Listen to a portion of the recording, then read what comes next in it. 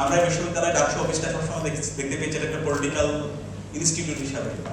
এখানে চেয়ার নিয়ে মারামারি, টেবিল নিয়ে মারামারি, কখনো শিক্ষার্থীরা ওই ডাকসু অফিসে যেতে পারতো না। 2019 সালে ডাকসু ইতিহাস যদি দেখেন আপনারা দেখতে পাবেন শিক্ষার্থীদেরকে ঘন্টার পর ঘন্টা নিচে দাঁড়া করানো হতো, কিন্তু অফিস পর্যন্ত কার অ্যাক্সেস ছিল না। এবং ওই ডাকসুর আমরা শিক্ষার্থী বান্ধব, ছাত্র বান্ধব ওই ধরনের কোনো কাজ আমরা দেখতে পাইনি। কিন্তু 2024 সালে ডাকসুতে দায়িত্ব নেওয়ার পরে আমরা বলেছিলাম আমরা বিশ্ববিদ্যালয়কে একটা একাডেমিক সেন্টার করব, আমাদের ডাকসু অফিসটা হবে একটা একাডেমিক সেন্টার। তো সেই জায়গায় ডাকসু অফিসে আমরা আপনাদের জন্য এই যে ইংলিশ স্পোকেন কোর্সের আয়োজন করেছি, আমাদের সার্বিকভাবে সহায়তা করেছে ইংলিশ থেরাপি, আমরা তাদের জন্য একটা জোড়করতার মাধ্যমে একই সাথে আপনাদেরকে আমরা ঘোষণা দিতে চাই, আপনারা এখানে নারী শিক্ষার্থীরা আছেন, আপনাদের জন্য আমরা একটা জিমনেশিয়াম তৈরি করেছি। আপনারা কি জানেন সেটা অলরেডি 5 মাস হয়ে গেছে, কিন্তু বিশ্ববিদ্যালয় প্রশাসনের অসহযোগিতার কারণে এখন পর্যন্ত সেই জিমনেশিয়াম আমরা উদ্বোধন করতে পারিনি। চিন্তা করেন কোন ধরনের সংকীর্ণ মন নিয়ে তারা এখানে বিশ্ববিদ্যালয়ে আমাদের যারা অভিভাবক আমরা যাদেরকে বলি তারা এইভাবে সংকীর্ণ মন নিয়ে আমাদের অধিকার থেকে তারা হরণ করছে।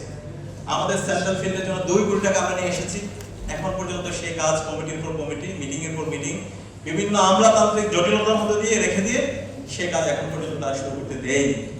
আমাদের কাছে মনে হচ্ছে এই টাকা 2 কোটি টাকা সেটা আমাদের বিশ্ববিদ্যালয়ের সম্মানীয় ট্রেজারার স্যার তার ফান্ডে রেখে এখান থেকে সে মুনাফা নিচ্ছে, না হলে তো এতদিন ধরে এটা বন্ধ থাকার কথা না। সেন্ট্রাল মসজিদের কথা বলতে বলতে সর্বশেষ এসি আমরা কানেক্ট করতে পেরেছি এবং মুসল্লিরা সুন্দরভাবে নামাজ পড়তে পারছে। নারী শিক্ষার্থীদের জন্য প্রত্যেকটা হলের গেটে আমরা সিকিউরিটি গেট স্থাপনের জন্য স্পন্সর নিয়ে এসেছি। আমাদের সব সেটআপ প্রস্তুত, যেন এক হলে শিক্ষার্থীরা অন্য হলে যেতে পারে, অন্য শিক্ষার্থীরা হলে প্রবেশ করতে পারে। আপনাদের অভিভাবক যারা আছে তারা যদি আসে হলে প্রবেশ করতে পারে। ওভারঅল সিকিউরিটি সিস্টেম ডেভেলপ করার জন্য আমরা যে ইনস্ট্রুমেন্টগুলো দরকার সেগুলো নিয়ে এসেছি, কিন্তু হল প্রশাসন এবং বিশ্ববিদ্যালয় প্রশাসনের অসহযোগিতার কারণে আমরা সেটা এখন পর্যন্ত সেটআপ করতে পারিনি। একই সাথে আপনাদের জন্য একটা নতুন বাস নিয়ে আসতেছি, বাস রেডি আছে। আশা করছি আপনাদেরকে সাথে নিয়ে খুব দ্রুত এই বাস ইকো বাসটা আমরা উদ্বোধন করবো, যেটা কবি সুফি কামাল হল থেকে একদম বঙ্গমাতা এবং মৈত্রী হল পর্যন্ত, যেটা সবসময় মুভমেন্টের মধ্যে থাকবে।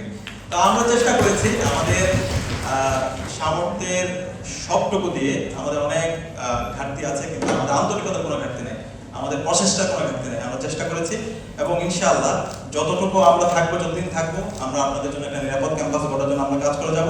আমরা যখন চলে যাব তখন আমরা আপনাদের পাশে থাকবো। আমি শুধু আপনাদেরকে একটা অনুরোধ করবো, আপনারা জুলাই বিপ্লবে যেভাবে শীত দ্বারা রেখেছেন, যেভাবে ফেসিবাদের বিরুদ্ধে কথা বলেছেন, যেভাবে এই ক্যাম্পাস থেকে ছাত্রলীগের সন্ত্রাসীদেরকে হটানোর মাধ্যমে এই ক্যাম্পাসগুলো সন্ত্রাসমুক্ত করেছেন, ভবিষ্যতেও যদি কেউ নব্য ফেসিস্ট হয়ে উঠতে চায়, ক্যাম্পাসে হলে যদি কেউ দখল করতে চায়, কেউ যদি গণরম গ্যাস্ট্রুম কালচার ফিরে নিয়ে আসতে চায়, সে যে হোক তার বিরুদ্ধে আপনারা যেন সবসময় শীত দ্বারা উঁচু রাখেন, সবসময় আপনারা ঐক্যবদ্ধভাবে আপনাদের যে বলিষ্ঠ কণ্ঠস্বর সেটা জারি রাখেন।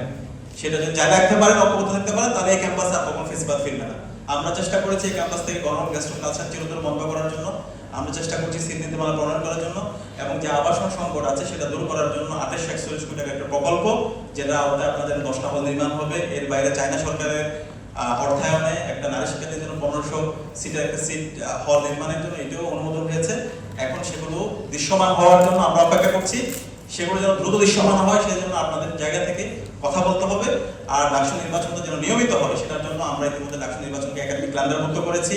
আমরা আমাদের জায়গা থেকে চিঠি দিয়েছি, দৃষ্টি আকর্ষণ করেছি। লাস্ট পার্লামেন্ট মিটিংয়ে সেখানেও আমরা এজেন্ডা আলোকে সেটা বিশ্ববিদ্যালয় প্রশাসনকে জানিয়েছি এবং সেই আলোকে প্রথম প্রস্তুতি সভা হয়েছে। আপনারা যদি ঐক্যবদ্ধ থাকেন এবং আপনারা যদি এই নির্বাচনের জন্য আমাদের সাথে একসাথে আপনাদের সমর্থন দেন, তাহলে ইনশাআল্লাহ আশা করছি এই ডাকসু নির্বাচন নিয়মিত হবে এবং শিক্ষার্থীদের নির্বাচিত প্রতিনিধিরাই এই ক্যাম্পাসে তারা নেতৃত্ব দিবে। শিক্ষার্থী বান্ধব, ছাত্র বান্ধব যত ধরনের কাজ আছে সেই কাজগুলো অব্যাহত থাকবে।